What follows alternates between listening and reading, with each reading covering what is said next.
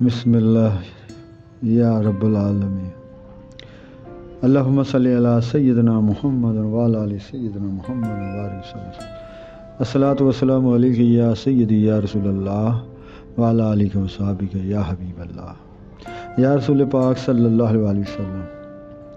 ہاتھی بالوں کا واقعہ بیان کر رہے ہیں، کچھ پیچھے کیا ہے، کچھ رہتا ہے اسے بیان کرتے ہیں۔ ابھی یمن کی سرحد عبور نہ کی تھی کہ راستے میں مقیم ایک سردار جو نصر نے عربوں کا ایک لشکر جمع کیا اور ابرہا کے لشکر کو روکنے کی کوشش کی، مگر وہ شکست کھا گیا اور خود گرفتار ہوا۔ ابرہا آگے بڑھتا رہا۔ خشم کے علاقے کے ایک اور عرب سردار نفیس بن حبیب نے اپنے قبیلے اور دیگر ساتھیوں کے ساتھ ابرہا کا سامنا کیا، لیکن اسے بھی شکست ہوئی اور وہ بھی گرفتار ہوا۔ اس نے اپنی جان بچانے کے لیے ابرہا کی رہنمائی کا فریضہ انجام دینا قبول کر لیا۔ ابرہا منزلیں طے کرتا مکہ کی طرف رواں دواں رہا۔ طاقت کے نشہ میں چور جہاں قیام کرتا جشن کا سماں پیدا ہو جاتا، راستے کے قبیلے اس طاقت ور لشکر کا مقابلہ کرنے کی بجائے اس کی پناہ میں آ جاتے۔ جب ابرہا کا لشکر طائف کے قریب پہنچا تو بنی ثقیف بھی اس لشکر جرار سے مرعوب ہو گئے۔ انہیں خطرہ محسوس ہوا کہ کہیں ابرہا کا لشکر ان کے مندر کو تباہ نہ کر دے جس میں ان کے دیوتا رکھے ہوئے تھے۔ ان کا سردار مسعود ایک وفد لے کر ابرہا کی خدمت میں حاضر ہوا اور کہا کہ ان کا بت کدہ وہ معبد نہیں ہے جسے آپ ڈھانے آئے ہیں، وہ مکہ میں ہے۔ آپ ہمارے مندر کو کچھ نہ کہیں، ہم آپ کو مکہ کا راستہ بتا دیتے ہیں۔ ابرہا نے ان کی اس پیشکش کو قبول کیا۔ اس طرح طائف تباہ ہونے سے بچ گیا اور ان کے خداؤں کی عزت رہ گئی۔ اہل طائف نے اپنا ایک آدمی ابو ریغال ان کے ساتھ کر دیا۔ ابرہا اس کی رہنمائی میں مکہ کی طرف بڑھتا رہا، لیکن مکہ سے 3 کوس کے فاصلے پر وہ رہبر مر گیا۔ اس کی قبر المخمس میں موجود رہی، جس پر اہل عرب سنگ باری کرتے رہے اور اہل طائف کو تانا دیتے رہے کہ انہوں نے لات کو بچانے کی خاطر ابرہا کو بیت اللہ مسمار کرنے میں مدد دی۔ ابرہا نے اسی مقام پر قیام کیا اور اپنے لشکر کے چند آدمیوں کے آگے جا کر حالات کا جائزہ لینے کا حکم دیا۔ اس گروہ نے وہاں اور ارد گرد چرانے والے مویشی لوٹ لیے۔ ان جانوروں میں حضرت عبد المطلب رسول پاک صلی اللہ علیہ وسلم کے دادا کے بھی 200 اونٹ تھے۔ ابرہا نے اس کے بعد اپنا ایک الیچی مکہ میں بھیجا اور اسے یہ پیغام دیا کہ میں لڑنے کے لیے نہیں آیا ہوں، بلکہ میرا مقصد صرف خانہ کعبہ کو مسمار کر دینا ہے، اسے روئے زمین سے مٹا دینا ہے۔ اگر تم نے لڑنے کی ٹھانی تو تمہیں تباہ کرنے اور تمہاری جان و مال لوٹنے سے دریغ نہیں کیا جائے گا۔ ساتھ ہی ساتھ ابرہا نے الیچی کو تاکید کی کہ اگر اہل مکہ کوئی بات کرنا چاہیں تو ان کے سردار کو امان ہے، وہ میرے پاس چلا آئے۔ ابرہا کا الیچی مکہ پہنچا۔ اس وقت عبد المطلب قریش کے سردار تھے۔ وہ الیچی ان سے ملا اور دیگر سرداروں سے بھی اس نے کہا کہ اگر وہ ابرہا سے کچھ کہنا چاہتے ہیں تو اس کے ساتھ چلیں۔ عبد المطلب اس کے ساتھ چلنے پر تیار ہوئے۔ حضرت عبد المطلب بے حد حسین و جمیل اور باروب شخصیت کے مالک تھے، جسم توانا، طاقتور اور مضبوط۔ ہر شخص ان سے مل کر بڑا متاثر ہوتا، تعظیم کے لیے خود بخود جھک جاتا اور مرعوب ہوئے بغیر نہ رہتا۔ ابرہا کے الیچی کا نام حنات تھا، وہ بھی حضرت عبد المطلب کی شخصیت سے متاثر ہوئے بغیر نہ رہا۔ آپ کو اپنے ساتھ لے کر ابرہا کے پاس پہنچا۔ ابرہا نے اپنے شاندار خیمے میں بیٹھا تھا۔ حضرت عبد المطلب خیمے کے اندر داخل ہوئے تو آپ کی باوقار اور وضع شخصیت دیکھ کر بہت متاثر ہوا۔ اپنے تخت سے اتر کر ان کے پاس آیا اور آپ کے ساتھ بیٹھ گیا۔ پھر آپ سے دریافت کیا کہ آپ کیا چاہتے ہیں؟ حضرت عبد المطلب نے جواب دیا، آپ کی فوج نے میرے اونٹ پکڑ لیے ہیں، انہیں میرے حوالے کر دیجئے۔ ابرہہ نے یہ سنا تو کہنے لگا، آپ کو دیکھ کر تو میں بہت متاثر ہوا تھا، لیکن آپ کے اس تقاضے نے آپ کی وقت اور شخصیت کو میری نظروں سے گرا دیا ہے۔ آپ اپنے اونٹوں کا مطالبہ کر رہے ہیں، لیکن یہ گھر جو آپ کی عزت کا ذمہ دار ہے اور آپ کے دین کا مرکز ہے، جس کی وجہ سے آپ سردار اور باعزت ہیں، اس کے متعلق آپ نے کچھ نہیں کہا۔ عبد المطلب نے ابرہہ کی یہ طنزیہ باتیں سنی اور جواب دیا، میں تو اپنے اونٹوں کا مالک ہوں اور ان کے بارے میں آپ سے گفتگو کی ہے۔ رہا یہ گھر، تو اس کا مالک ایک رب ہے، اللہ ہے، وہ اس کی حفاظت خود کرے گا۔ ابرہہ نے اس جواب پر سیف پا ہو کر کہا، وہ اسے مجھ سے نہیں بچا سکے گا۔ اس پر عبد المطلب نے برملا کہا، وہ جانے اور آپ جانیں، مجھے تو اپنے اونٹ چاہیے۔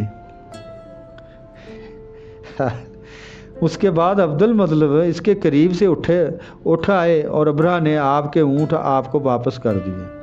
اہل مکہ ابرہہ سے لڑنے کی طاقت نہ رکھتے تھے، اس لیے کسی قسم کی مذمت نہ ہوئی، بلکہ عبد المطلب نے اہل قریش سے کہا وہ اپنے اہل و عیال لے کر مکہ سے باہر پہاڑوں میں چلے جائیں تاکہ انہیں کسی قسم کی تکلیف نہ پہنچے۔ عبد المطلب اور قریش کے چند سردار حرم میں حاضر ہوئے اور کعبہ کے دروازے کا کنڈا پکڑ کر اللہ سے دعائیں مانگتے رہے کہ وہ اپنے گھر اور اس کے خادموں کی حفاظت کرے۔ اگلے روز ابرہہ نے اپنے لشکر کو مکہ کی جانب بڑھنے کا حکم دیا۔ سپاہیوں اور افسروں نے تیاری کی، جوش جذبہ کے ساتھ اپنی سواریوں کی طرف لپکے۔ ابرہہ کا مست ہاتھی محمود بھی تیار کیا گیا، قیمتی اور رنگین کپڑے سے اسے سجایا گیا۔ ہودہ بھی ظرافت سے مزین اور منعکس تھا۔ ابرہہ بڑے کرو فر کے ساتھ سوار ہوا، محبت ہوشیار ہوئے اور محمود لشکر کے آگے آگے چلنے لگا۔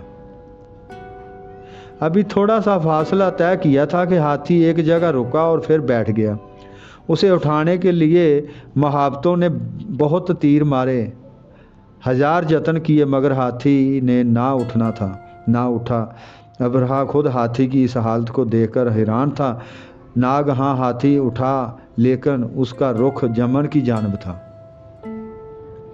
اسے موڑ کر مکہ کی طرف چلانے کی کوشش کرتے تو وہ بیٹھ جاتا، اگر اس کا رخ پیچھے کی جانب کیا جاتا تو وہ دوڑنے لگتا۔ ہاتھی کو مکہ کی طرف لے جانے کے لیے ہر حربہ استعمال کیا گیا، مارا پیٹا گیا، نیزے کے ساتھ زخمی کیا گیا، لیکن وہ بیٹھ جاتا اور اٹھنے سے انکار کر دیتا۔ اتنے میں کیا دیکھتے ہیں کہ سمندر کی جانب سے پرندوں کے جھنڈ کے جھنڈ اڑے چلے آ رہے ہیں۔ ان کی چونچوں اور پنجوں میں سنگریزے ہیں۔ آنن فانن پرندوں کا لشکر بادلوں کی طرح چھا گیا اور ابرہہ کے لشکر پر چھوٹے چھوٹے پتھروں اور کینکروں کی بارشیں شروع کر دی گئی۔ یہ ایک عذاب تھا جو اللہ تعالیٰ نے ابرہہ کے لشکر پر بھیجا تھا۔ کینکری جس سپاہی کو لگتی اس کا جسم زخمی ہو جاتا، گلنا شروع کر دیتا اور وہ آدمی اسی وقت ڈھیر ہو جاتا۔ بعض روایت کے مطابق یہ پتھر جسم کے جس حصے پر لگتے وہاں کھجلی شروع ہو جاتی، جلد پھٹ جاتی اور گوشت جلنا شروع ہو جاتا۔ پھر ان زخموں سے پیپ اور لہو بہنے لگتا۔ اس افراتفری میں بھاگ دوڑ شروع ہوگی۔ لشکر نے یمن کا رخ کیا، ہر شخص اپنی جان بچانے کے لیے سر پیٹ دوڑ رہا تھا۔ پرندے ان پر پتھر برسا رہے تھے، لوگ جگہ جگہ گرتے اور مر جاتے، مگر اب بھاگنے کی جگہ کہاں تھی؟ سارا لشکر تو عذاب کی گرفت میں تھا۔ خدا کا عذاب ان کا تعاقب کر رہا تھا، ان کو کفر کی سزا دے رہا تھا۔ ابرہہ بھی اس آفت کی لپیٹ میں تھا۔ اس کا ہاتھی یمن کی جانب دوڑ رہا تھا، لیکن اس کے بھی پرخچے اڑ گئے تھے۔ ابرہہ کا جسم بھی چھلنی ہو گیا تھا۔ اس کے سپاہیوں نے اسے اٹھایا اور یمن کی طرف چلنے لگے، لیکن اس کا تو پور گرنے لگا، سنا پہنچا، مگر جاتے ہی ہمیشہ کے لیے اس دنیا سے رخصت ہو گیا۔ آج کل یہ جگہ مزدلفہ ہے جہاں ہاتھی بیٹھ گیا تھا اور جہاں سے جلد گزر جانا سنت ہے، یہاں سے جلد گزر جانا سنت ہے۔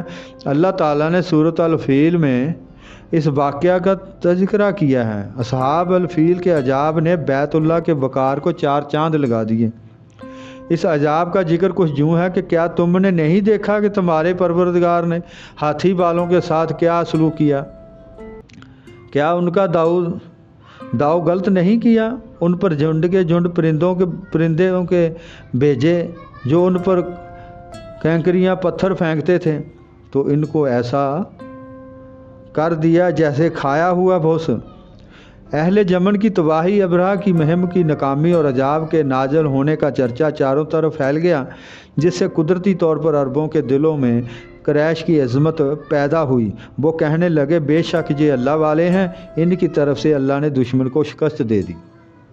اور جوں کعبہ کی عزت و تکریم کا گلگلہ ہوا، قریش کے لوگ خود بھی اس قدر متاثر ہوئے کہ انہوں نے اللہ کی عبادت کرنے کی طرف توجہ دی۔ اللہ تعالیٰ کی نشانیوں میں سے ایک یہ بھی نشانی ہے کہ اللہ کے گھر کو مٹانے والوں کا نام و نشان خود مٹ جاتا ہے۔